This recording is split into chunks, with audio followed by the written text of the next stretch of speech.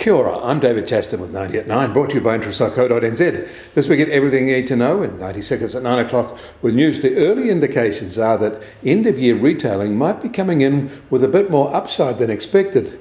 But first, at the end of last week, the November Market PMI for the US came in unchanged, with a modest expansion continuing.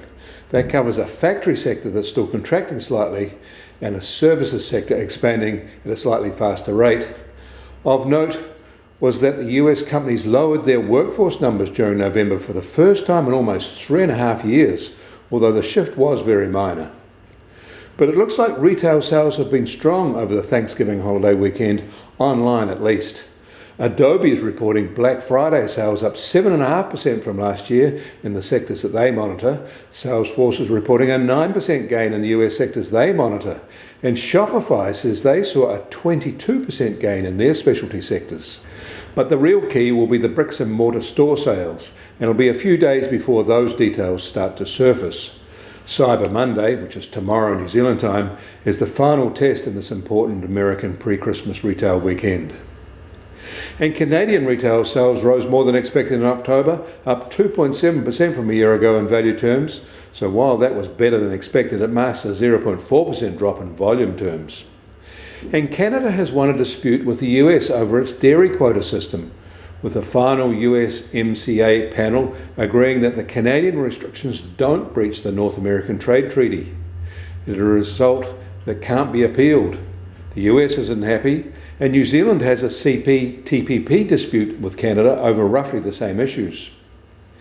In Japan, their inflation rate rose to 3.3% in October from 3% in the prior month, and a 3-month high.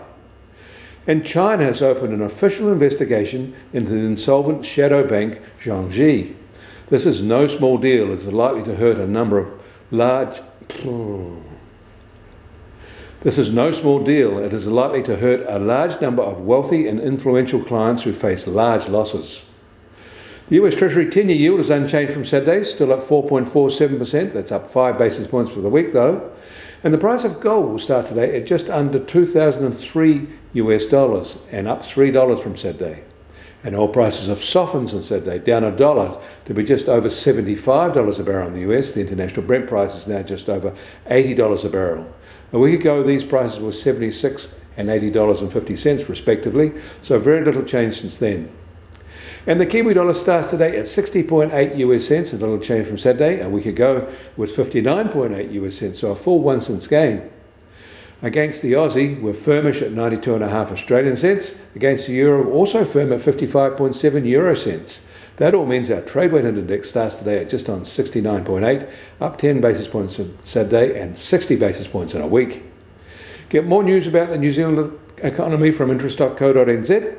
Kia ora, I'm David Chaston, and we'll do this again tomorrow.